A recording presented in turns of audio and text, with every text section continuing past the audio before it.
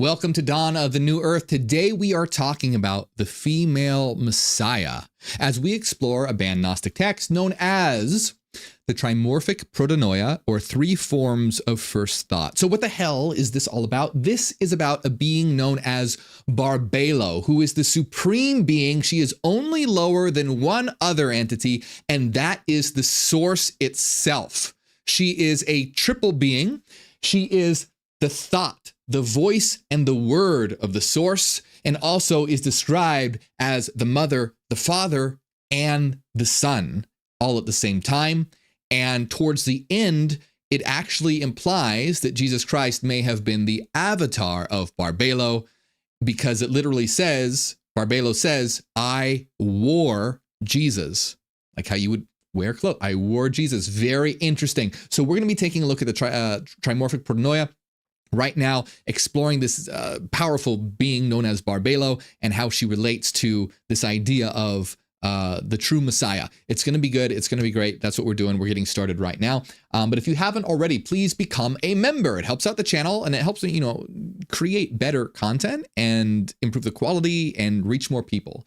So please do become a member. Hit the join button below this video or become a member on Patreon. You get access to a lot of great stuff, like all of my downloads and PDFs on inner transformation, including a lot of them on alchemy, as well as, depending on what tier, our members only video. All of our members only videos. We're having a members only video right after this, by the way, called A Proof That God Exists, what atheists can't answer. That's going to be an interesting one. That's going to be good. Anyway, helps out the channel a lot. You get a lot of great stuff. Check out my books if you haven't already. If you don't know which one to begin with, start with book 1, Neogenesis, Dawn of the New Mind. This explains how to undo conditioning and brainwashing of a society and cultural systems in general so that you can be free to create yourself and reach the highest levels of consciousness. All right. Anything else? Let's see. Follow me on Spotify. Link to my Spotify podcast is in the description of this video. And everything that I mentioned are linked in the description of this video. Okay, so here we go. We are talking about the trimorphic protonoia, three forms of first thought, Barbelo, the thought, the voice, and the word of the source itself. And I always want to emphasize, people always ask me, where do you get this information? Where do you get this information? And I always say where, but I don't know. People don't listen, I guess. This comes from the Nag Hammadi library. It was discovered in 1945, buried near the tombs of Egypt. These are ancient texts, usually dating back to anywhere from 50 to 400 CE, depending on which text it is. You can read them all for free on a website called gnosis.org, gnosis.org. It's a free site. They have all these texts that you can read for yourself. Okay, so let's get started. By the way, this video is one in a series on the trimorphic protonoia. You don't have to have seen the other videos to know what's going on, but if it interests you, check out the other videos in this playlist because we're kind of in the middle of it here. So there's a lot of, we've talked about how there are a lot of threes. It's the trimorphic protonoia after all. There's a lot of threes. There's the three forms of first thought. That's what the trimorphic protonoia means. And who's the first thought? Barbelo is the first thought. So it's really the three forms of Barbelo. And there's also three descents. There's the first descent, the second descent, and the third descent as Barbelo descends into the material world.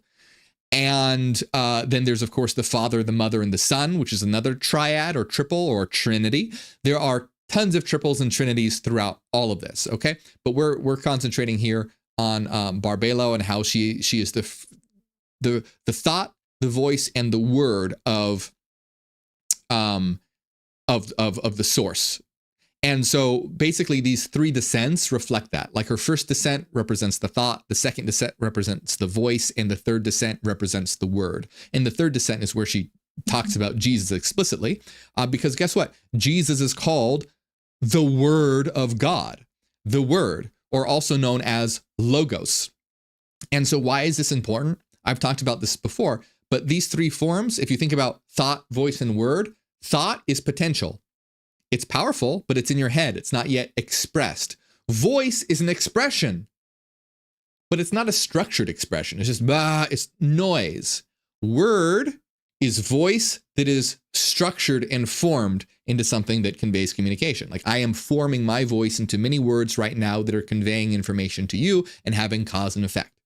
So this is an example of how these three descents are of barbelo, and the three forms of barbelo are going from pure potential to actualization, different levels of manifestation. First, the thought, the idea, the voice, the expression, structured and ordered into the word. The word is also called the logos. If you ever heard of Jesus called the logos, logos means word.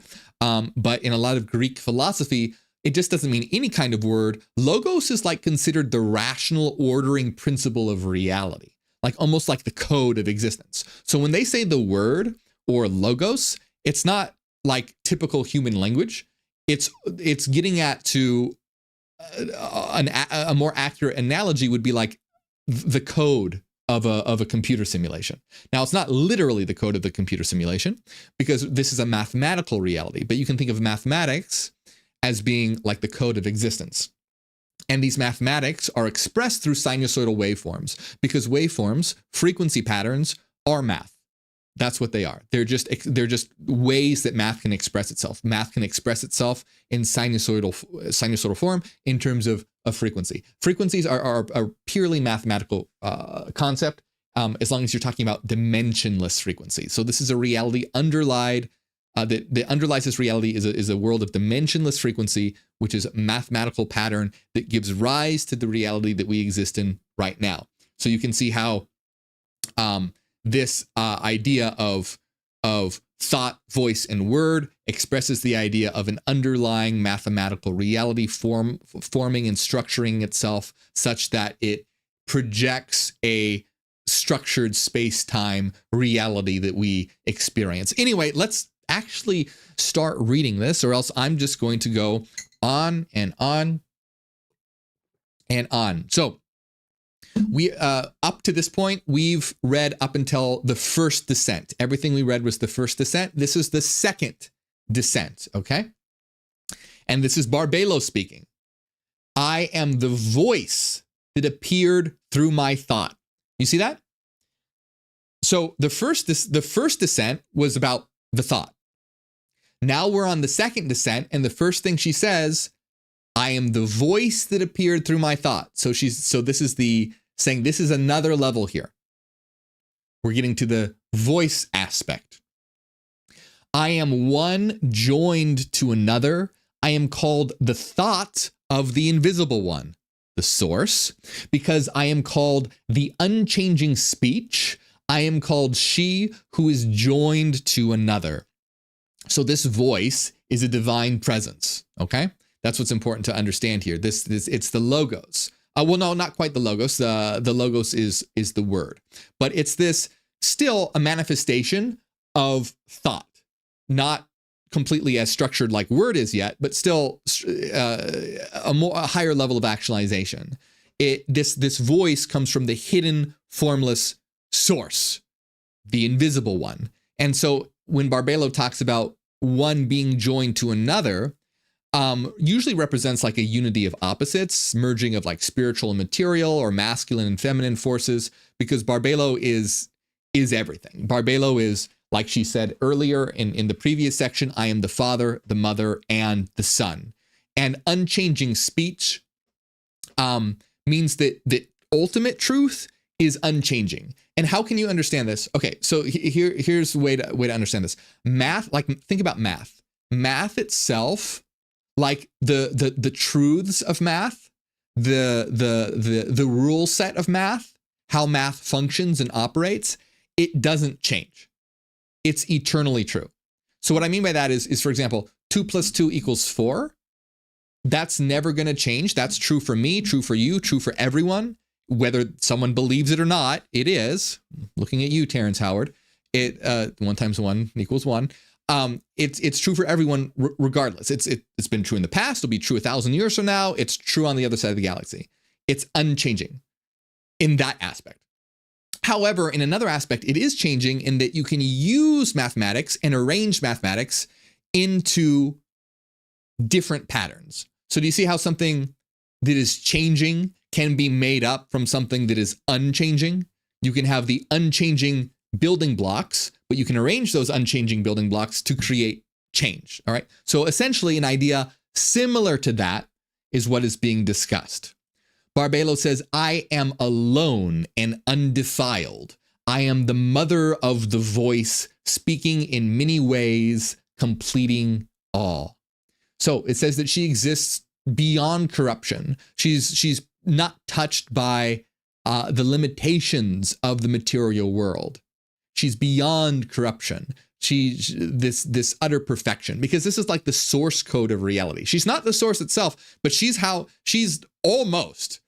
first thought of the source, then the voice of the source and the word of the source. So she is very close to being the source of all divine utterances, the origin of all wisdom. But if you notice, speaking in many ways means that truth can come in different forms. Remember how something unchanging can create something changing? Well, like speaking can come in many ways. So truth, which is eternal and unchanging, can come in different forms. So things like through reason, through learning, through altered states of consciousness. Now, these are different types of truth. Ultimate objective truth is only accessible by pure reason if we're talking about the formal structure aspect of reality. If we want to know the qualitative experiential aspect of a reality, that's where altered states of consciousness comes in.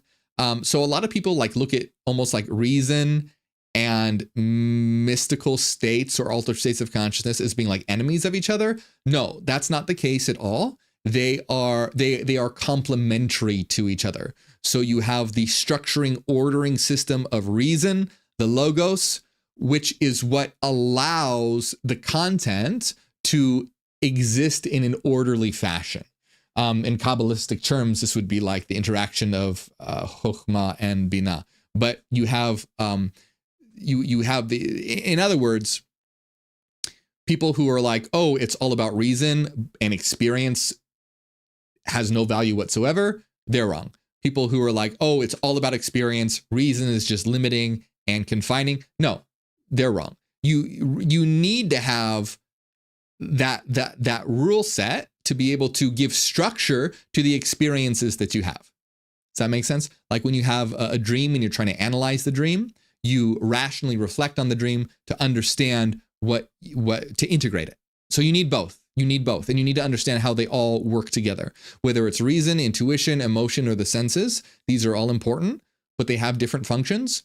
People run into trouble because they try and think one function is important and the others aren't, or they try and use the functions for what they're not supposed to be used for, because they each have a certain purpose. Just like a fork, a spoon, and a knife are used for eating different types of food. You use a fork for spaghetti, a spoon for soup. If you use a fork for soup and a spoon for spaghetti, you're not going to have a good time. And this is like if you use reason to try and have an altered state of experience, consciousness, that's not going to work very well. And if you try and understand reality objectively just through altered states of experience, you're going to not be able to tell what's true and what's false. You have to have both working together in their proper places and functions. Anyway, long story short, and I'm talking fast because there's a lot of good stuff in here that I want to get through. Barbelo here is revealing that how she operates, how she expresses herself as the thought, the voice, and the word of God, of the source, of the eternal light of reality. And this is why later on, when we get to the third descent at some point, she literally says, I wore Jesus, which is such a cool, that's so badass to me. Like she's, to think of avatars as like clothing, right? Like I am not Morgue. I am the higher self, the inner star that wears Morgue. You are not who you are. You are an eternal entity, what we in the Neogenian system call a zeta, an eternal being of frequencies, of mental energy patterns of light that then interfaces with an avatar like you would interface with the character in a video game. Very similar to that. So I believe That's likely what's being alluded to when Barbelo says, I wore Jesus. And we'll talk about that more when we eventually get to the third descent. So Barbelo continues by saying, knowledge is in me, a knowledge of things everlasting. I speak in every creature, and I was known by all. I love, this is such a poetic, brilliant, and beautiful book. This is awesome. So basically, what's being said here, if it's not obvious, is that this divine knowledge, this truth, is deep eternal wisdom. It's not like just collecting facts or data. This is integrative knowledge, and this divine truth exists in all beings. Say, I speak in every creature. She's the voice of the source. So, and this descent, this particular aspect we're in, is the voice aspect. Her voice exists in every creature. That means she is in everything. You hear her everywhere. And this reminds me of a time when I was doing mushrooms. Remember, don't do anything dangerous or illegal. I always have to, give a disclaimer. A very common aspect of this is feeling very connected to everything and feeling like you're one with everything. And I remember hearing outside of my window a bird singing, and I had the feeling that I was everything. I was the trees, I was the bird, I was the song that the bird was singing. And this is very similar to this. Barbelo is we are Barbelo. We are everything. Everything is what we are. Everything is us. We are Barbelo. Everything is us. We just have forgotten in these clothes of avatars that we wear that cause forgetting due to the filtering mechanism of the brain, which has evolved to filter out data that's all data, so that's only concerned with focusing on our localized reality for survival purposes. That's how our brain has evolved, not to show us truth. Our brains have not evolved to show us truth, but to keep us alive. And keeping us alive means clearing out all data except what's right in front of us, what's around us, etc. So anyway, beautiful. Beautiful. She's the voice that speaks through nature, through intuition, the hidden structures of reality, everything. This voice permeates everything. What's also cool about this, by the way, is that this idea of the voice creating reality, right? Like thought and voice creating reality is very cool, because we talked about mathematics, reality being mathematical as expressed through waveforms. Well, these are sinusoidal waves. That's very similar to music. So music are waveforms that combine to create types of songs. Now, in terms of music, of course, this happens in the physical domain, and it has to do with air vibrating air molecules and things of that nature. But when we are talking about so in this reality, when we're talking about music, it deals with what we think of as like frequencies in this dimensionless realm. But in the dimensionless realm, we have frequencies, but these frequencies are of thought. And when they combine and structure, they form, just like notes or frequencies combined to form songs. The foundational frequencies of reality, of mind, form the structure of reality. So reality is a song. It's a divine song. It's a song that we can touch, smell, sense, feel. It's a song of every possible avenue of experience. And this is why Pythagoras called it the music of the spheres. He called reality the music of the spheres. He said all is number.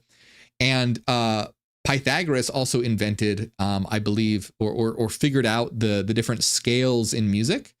And he did this by, taking a stringed instrument and dividing them up. And he noticed when he would divide these stringed instruments, they would make different notes, different sounds. And that's one of the ways he got thinking, wow, reality is math through music, because he saw that the system of frequencies of vibration was just different proportions, different fractional aspects, different fundamental frequencies, different octaves. All of these are just different mathematical expressions of vibration. So it's all the same thing here. And that's why it's really cool. We have the thought and the voice creating reality and existing in all things. And that's very close to how things actually are. The Gnostics were super on point. Remember, this was written probably almost 2,000 years ago, getting extremely close to what quantum mechanics is only just now starting to kind of get. The founders of quantum mechanics got this about 100 years ago. Max Planck, Erwin Schrödinger, and Heisenberg especially really understood this. Modern scientists, unfortunately, are a lot more close-minded, tend to be much more close-minded than the founders of quantum mechanics, which is unfortunate. Let's continue because well, let's see how much we can get done today because I've realized that I've only read 3 sentences. Let me try and not talk so much. I lift up the speech of the voice to the ears who have known me, the children of light. Love this. We are the children of light. In the Gospel of Thomas, Jesus constantly says, you are the children of the living Father. You are the sons of the living Father. Jesus doesn't exclusively claim son of God. He says, you're all sons of God or children of God. It doesn't have to be gendered. You are children of God. You come from, he even says to tell his disciples, to tell people that they have come from the light. I'm talking again. So she says, I lift up the speech of the voice to the ears of those who have known me, the children of light. This all also harkens to like when Jesus says, for those who have ears to hear, let them hear. Hey, very close to the shirt I'm wearing today, by the way, which says, the lips of wisdom are closed except to the ears of understanding. So basically, the secrets of reality are sealed except for those with the ears to hear. In other words, you're not going to get this unless you have the level of consciousness capable of understanding this information.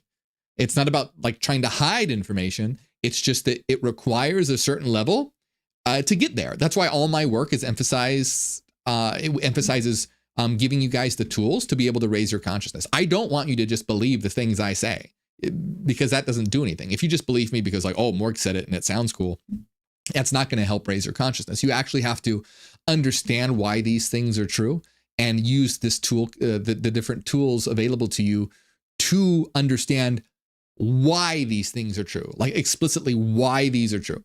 And this is how your consciousness starts to be raised. And I go into detail a lot in my books about, that's what my books are all about. Anyway, so this is a great passage, basically saying not everyone hears this wisdom, only those who are attuned to it, those who have the ears to hear. The children of light. Basically, these are the souls who have awakened, who've attained enlightenment, those who recognize the divine voice within themselves and in everything.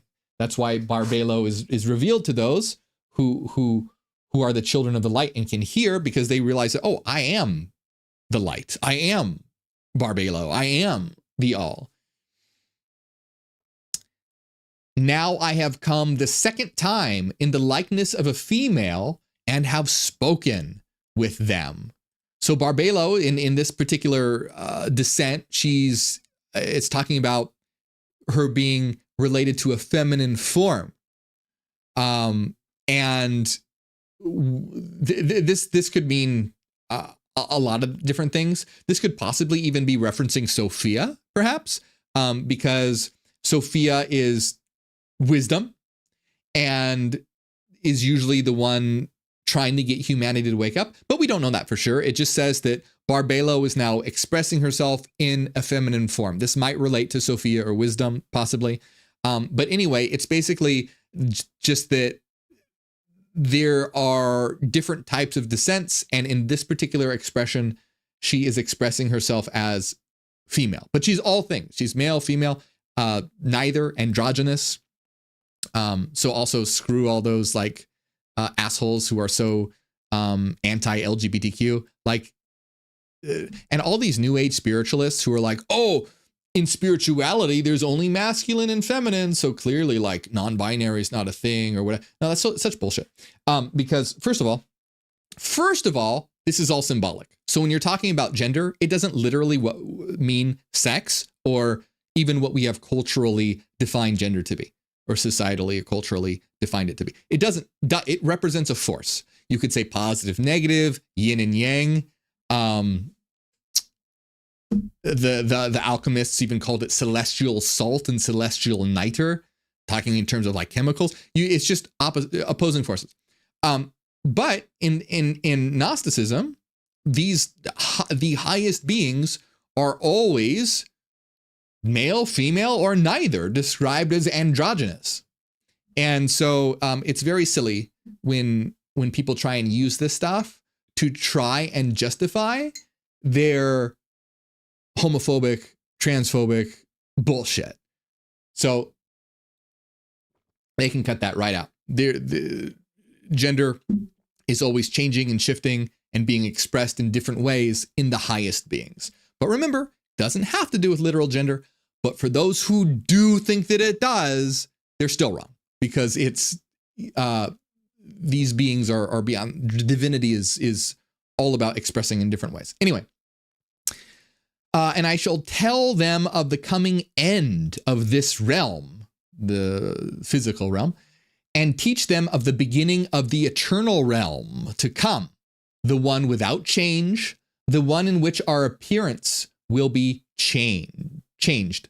So this is fairly apparent here. The material world is temporary. It's going to pass away, but there's another realm beyond it, one that doesn't decay, that's beyond time. And when we transition to that state, we will be transformed. We're not going to be bound by the limitations of flesh and physical existence. We will exist as pure beings of light. We shall be purified in those eternal realms from which I revealed myself in the thought of the likeness of my masculinity. You say, hey, look, she's now talking about things in terms of masculinity. So here, remember, it has so many different connotations. Like in another Gnostic gospel, is it the reality of the rulers, I believe, where you have male and female, but male represents soul and female represents spirit. But the goal is to unify soul and spirit together to make it complete. Same thing with the alchemists. They were attempting to merge soul and spirit in their symbolic terms, mercury and sulfur, to create the philosopher's stone, or to turn metal into gold, all symbolic for transforming the self and transforming the soul. So purification here, we're just talking about shedding the illusions and attachments of the world, and this idea of masculinity is just another expression. It's just another way of it could mean a more ordering force, or it might not. It's interesting because a lot of these systems very often swap what each one means. Like in some systems, here's what's interesting, right? So in some systems that are more familiar to how we interpret things today, is that they interpret feminine as being like passion and love and growth, and masculine as being like logic, order, reason, and structure. That probably seems pretty intuitive to you, because that's typically how we tend to categorize things generally in our particular society and our culture and the time that we're living. And it's kind of like, oh, left brain masculine, right brain feminine. That's a very broad generalization, but that's typically what happens. But there are many other systems that do the exact opposite. Like in Kabbalah. In Kabbalah, guess what's masculine? In Kabbalah, masculinity is passion, love, growth, expansion, and femininity is structure, order, reason, justice. Be the opposite of what we tend here in our culture to think of. But it's so cool because this just goes to show how these are forces. It's not about the reason why they, by the way, in Kabbalah, they interpret feminine as being ordered and structuring is because they think of it like a womb. Like a womb orders and structures things into a form. So they think of the feminine as being like the womb of reality that orders and structures things, where the male is like the seed of reality that gives to the womb in order for the womb to then begin the structuring into knitting together into. But anyway, as you can see, all of these things are symbolic and allegorical. You could swap them around and it would still make sense.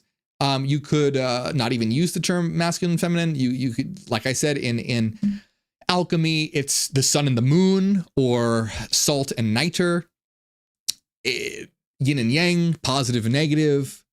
And then, of course, you have the synthesized too, for people being like, oh, well, what about, oh, well, we just have two. No, you also have the synthesis of these things together, which is androgyny, represented in Kabbalah, like by the middle pillar, which is the synthesis of these forces. And in Gnosticism, the unity in the bridal chamber into androgynous forces. Jesus says he's here to make the above like the below, and the male like the female, and the female like the male, and all like this. Anyway, long story short, this is all symbolic, and fuck bigots. And I'm just talking about this because there's a lot of assholes around, especially right now, because of certain situations in the world. So I'm making it very clear. So I settled among those who are worthy in the thought of my changeless eternal realm. I shall tell you a mystery of this realm and of its forces. Birth cries out, hour gives birth to hour, and day gives birth to day. Months reveal months, time follows time. So likely what's being talked about here is just like how the material world operates. Everything being described in a cycle, the cyclical reality, one moment giving rise to the next, chain of cause and effects. The sun sets and rises. The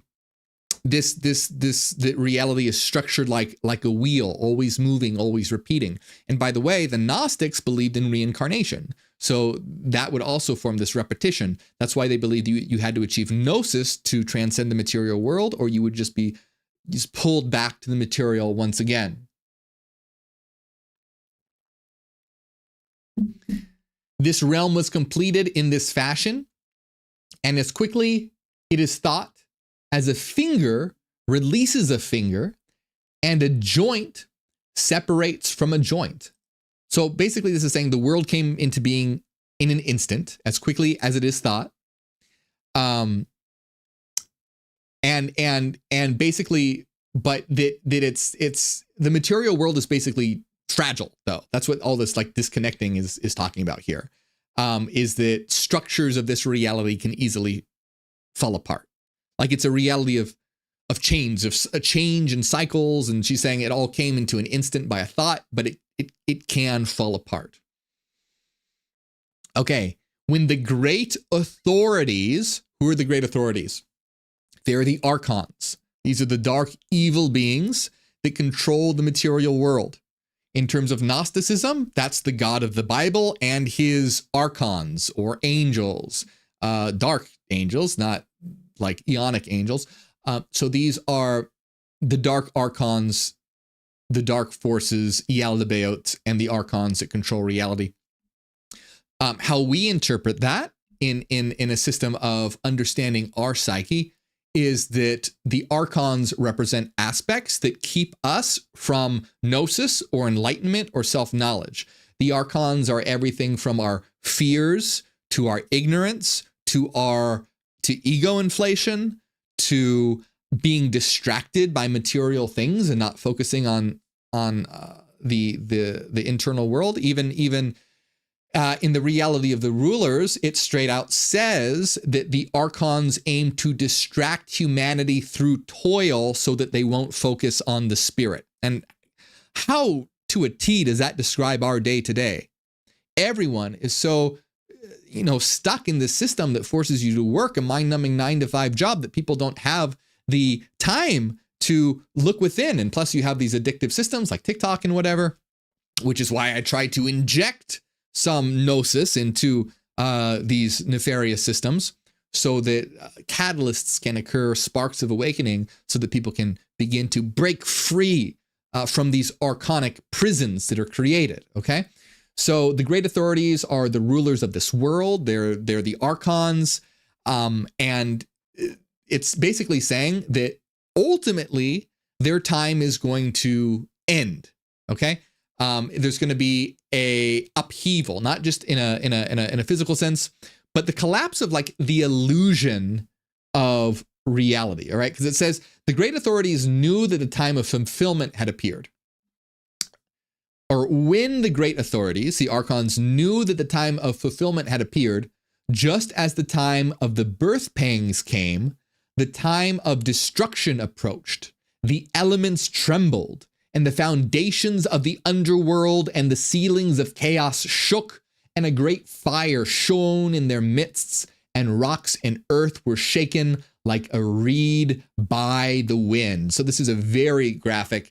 If one were taking this literally, this would be like an end of a world scenario, but understanding it allegorically and metaphorically, this is the chains of ignorance and illusion being destroyed and stripped away. But it's painful, right? So there's the birth pangs, and now this is a time of destruction, and all of these systems are collapsing. And so we actually exist in this time right now when ignorance and illusion is collapsing. But you might be thinking, doesn't it seem like there's way more ignorance and illusion right now than ever? Well, that is because those who are trapped in illusion and ignorance, and those who perpetuate ignorance and illusion, know that their time is ending. And so they're in their death throes, trying to cling to power and to stop it from happening, right? Like they see that their kingdom is collapsing. So they're like in panic mode, trying to crack down on those who are awakening to try and perpetuate their kingdom of ignorance. But this is why we need to build that kingdom of light to dispel the darkness and dispel the ignorance, because it's up to us. It's not guaranteed that they could be successful. It's up to us as the bearers of light to make sure that ultimately the illusion of ignorance is dispelled. It's up to us to be the light in the dark, the light of the world, the salt of the earth. So it's up to us. There's no second coming. The second coming of Christ is us. We are here, right now. We are the second coming. There's no one coming to save us. We are it right now. So it's about stepping into that power. And a great thunder disturbed the allotments of faith and those who apportion the houses. The thrones of the powers were disturbed because they were overturned, and their king was afraid. How much does that sound like what's going on in the world right now? This is saying the realm of the rulers, the archons, their thrones are being overturned. They're symbols of control, and their king, the chief archon, the demiurgos, Yaldabaoth, the god of the Bible, is afraid, is fearful, because the illusion is crumbling, and he realizes that his reign is ending. And of course, that is going to cause panic. And that's what we see in the world exactly happening right now. Everything you see in the world right now, these assholes like to think that they're so strong. They are weak, and they are fearful, and they are losing power. Even though it might seem like they're gaining power, they're attempting to cling onto what they have because they know that their days are numbered, that their era is coming to an end. But again, remember, this is not guaranteed. It's up to us to make sure that we are triumphant in terms of creating a world of light, creating a world of increasing the quality of life for everyone. Imagine that, a world society that's not based on money and greed and fake power, but instead of increasing and maximizing the quality of life for every individual and the collective. It's not rocket science here, but our world is just ruled by such archonic, ignorant assholes that they can't see what's right in front of them. That's why Jesus says, recognize what's right in front of you, and everything will be revealed to you. And those who follow fate paid their allotment of visits to the path and said to the powers, what is this disturbance and this shaking we have felt through the voice of exalted speech? So they are scared. Those who follow the archons and follow the rules of the material world, they're freaking out. They're shaken. And the voice of exalted speech is the voice of divine truth breaking through the illusion. The voice of truth breaking and causing the illusion to crumble and collapse. And those who follow the powers are freaking out and going, what's happening? Why is this voice shattering everything? And they and they're continuing to speak and says, our entire world has been shaken. The entire circuit of our path of ascent has been destroyed, and our way up to the chief creator of our birth no longer exists for us.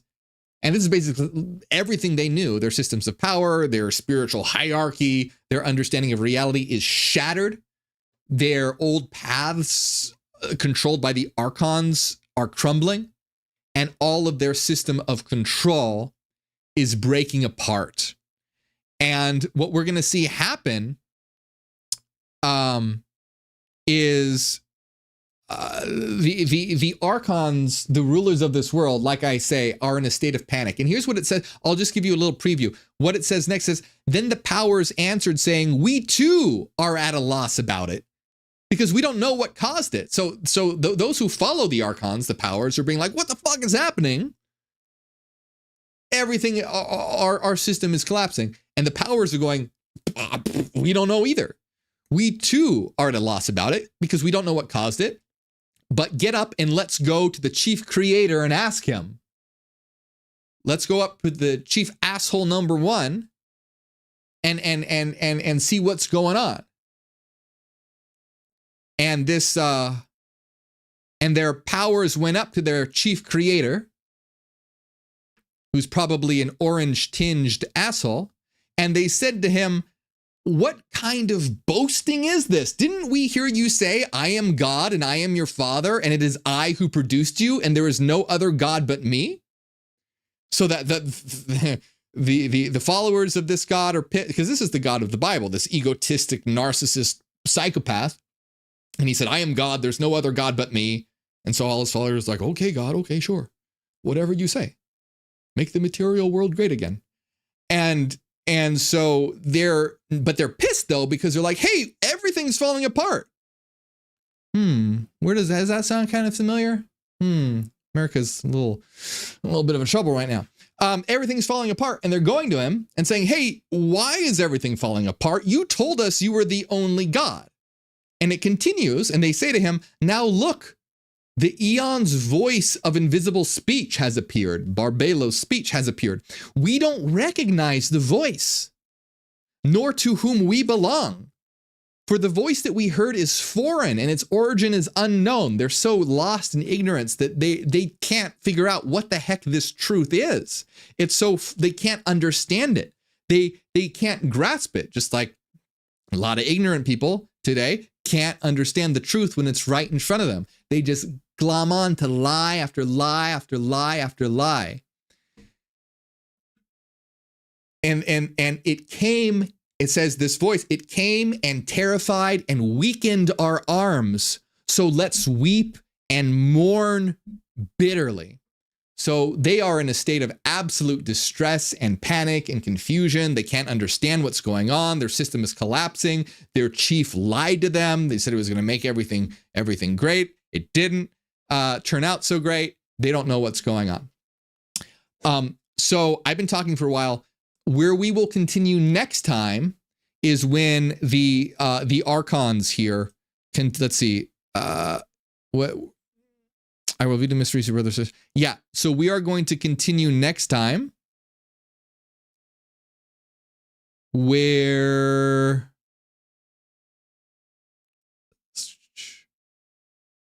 okay, yeah. So basically more of a conflict between Barbelo, the truth, and the archons and ignorance. That's where we will pick up next time, because I think right here is a good breaking point. Because we're going to get into, like I said, the archons are continuously gonna panic, and Barbelo is going to continue to unleash the divine light of truth and transform reality. And so that's what we'll talk about next time. But you can see here, Barbelo, ultimate power, the source in everything, the expression of, she's the first thought, the word, and the voice of the source, the expression of all things. And she is us. She's not some being to worship. She is us. She is what we are. We are the children of light. We are all part of the divine, and it's seeing through the illusion is realizing our divinity and realizing that we are all Christ's. Just like Barbelo wore Christ, we are all Christ's. In the Gospel of Philip, it says, when you understand this information, you will no longer be a Christian, you will be a Christ. In the Gospel of Thomas, Jesus says, when you drink from my mouth, you will become me and I will become you, and all things hidden will be revealed to you. We are the second coming of Christ. We are here to dispel the darkness. We are the voice of the ineffable thought, here to collapse ignorance and dispel the darkness. So I hope that you enjoyed that, my friends. We will continue this likely next week, unless we continue alchemy next week. We'll see. If you enjoy my channel, hey, become a member. You'll get access to my downloads on inner transformation and alchemy and our members only videos. We're having a members only video right now that is called Proof for the Existence of God, What Atheists Can't Explain. That's going to be really good. As always, hey, check out my book. Follow me on Spotify. The link is in the description of this video. And I want to give a big shout out to everyone who supports, especially Renaissance Fairy, Cassidy, Angela, DB, Nuselina, Dallas, Sacred Moth, LaDonna, Mario, Vanoli, or Vuanli, and everyone else. Thank you very much.